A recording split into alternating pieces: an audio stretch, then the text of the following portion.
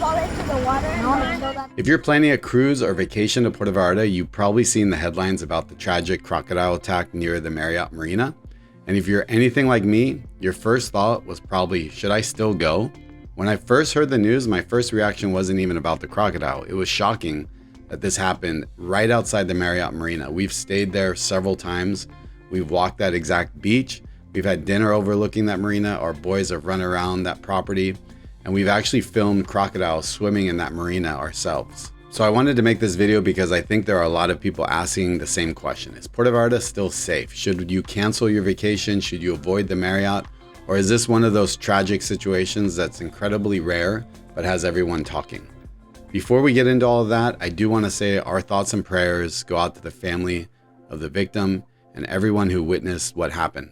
Any loss of life is heartbreaking. This video isn't about the tragedy itself, it's about helping people understand what happened, why crocodiles live in Puerto Vallarta, and what our family does whenever we visit.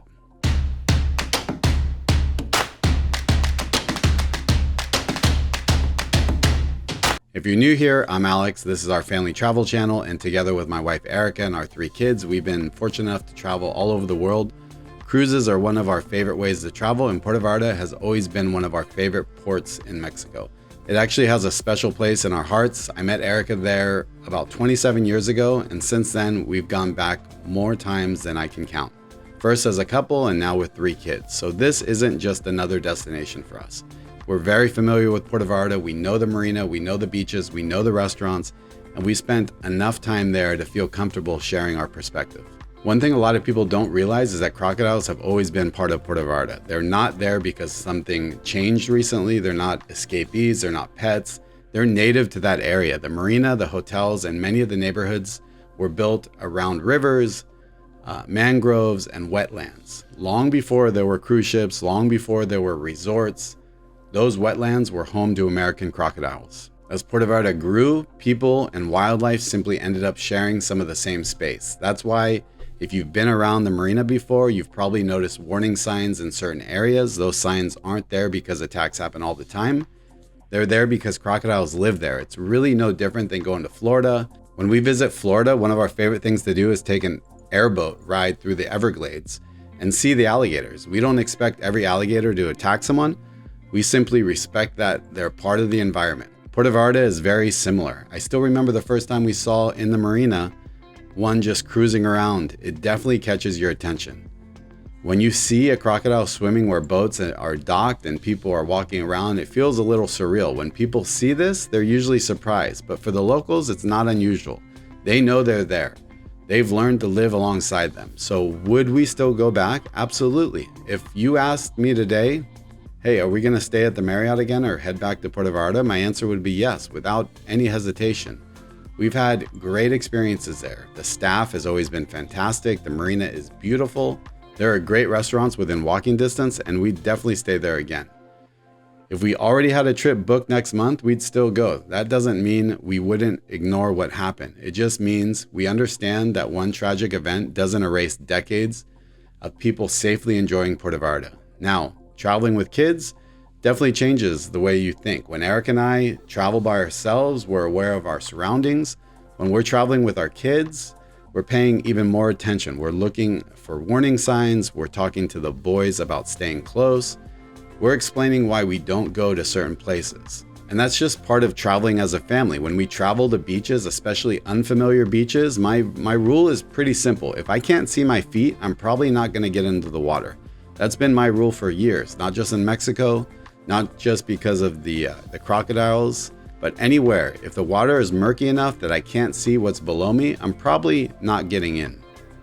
That could be because of the rocks, stingrays, jellyfish, sharp coral, strong currents, or something else entirely. It's just one of those simple habits that's worked well for me over the years. The other thing is where we choose to swim. If you've watched our Puerto Vallarta videos before, you've probably noticed something when we're staying at the Marriott. We're usually in that pool area. The pool there is incredible. Our kids love it. We'll walk along the beach, we'll enjoy the views, we'll watch the sunset. But if we're planning a beach day, we usually head further south where the water is a little clearer and there are some amazing beaches outside the city. That's typically where we spend our time in the ocean. If you're planning a trip to Puerto Vallarta, Here are 5 simple things I'd recommend. First, pay attention to the warning signs. They're there for a reason. Second, avoid swimming near river mouths, estuaries, and marina channels where wildlife naturally lives. Third, if possible, swim during the day when visibility is good. Fourth, if the water is murky and you can't see what's below you, maybe skip it that day. And finally, if locals or lifeguards tell you not to get in the water, listen to them. They know the area much better than we do. It's also worth keeping one thing in perspective. Millions of people visit Puerto Vallarta every year. Cruise passengers, families, couples, people swim, they fish, they kayak, they paddleboard, and enjoy the beaches every single day. And that's exactly, unfortunately, why this story made headlines around the world, because it's incredibly rare. If events like this happened regularly, Puerto Vallarta wouldn't be one of Mexico's most popular vacation destinations. Every place we travel has something we need to respect. Here in California, we have strong rip currents, we have sharks, we have cliffs. In Florida, there are alligators. In Alaska, there are bears. In Puerto Vallarta, there are crocodiles. The goal isn't to be afraid of these places, it's to understand them, respect the nature, and make smart decisions. For our family, nothing has really changed. We'll still go back to Puerto Vallarta, we'll still recommend it to friends, we'll still bring our kids. We'll just keep doing what we've always done. We pay attention, we respect the environment, we use common sense, and enjoy one of our favorite places in Mexico. And before I wrap up, I'd love to hear from you. Have you ever seen one of the crocodiles around the marina in Puerto Vallarta? Did you ever know that they lived there before this story? And has this changed your mind about visiting Puerto Vallarta, or are you still planning to go? Leave a comment below. I'd really like to hear your thoughts and experiences. If you're planning a cruise or a vacation to Puerto Vallarta, be sure to subscribe. We have several videos about Puerto Vallarta, including cruise tips, excursions, beaches, and family-friendly things to do that I think you'll find helpful. Thanks so much for watching. Stay safe, travel smart, and we'll see you in the next video.